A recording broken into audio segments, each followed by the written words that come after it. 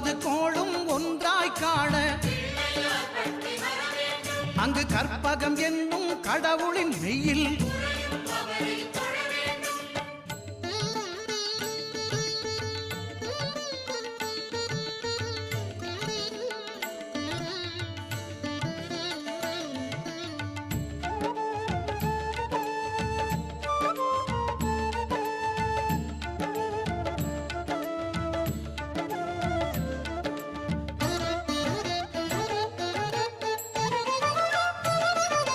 திங்கள் பகவான்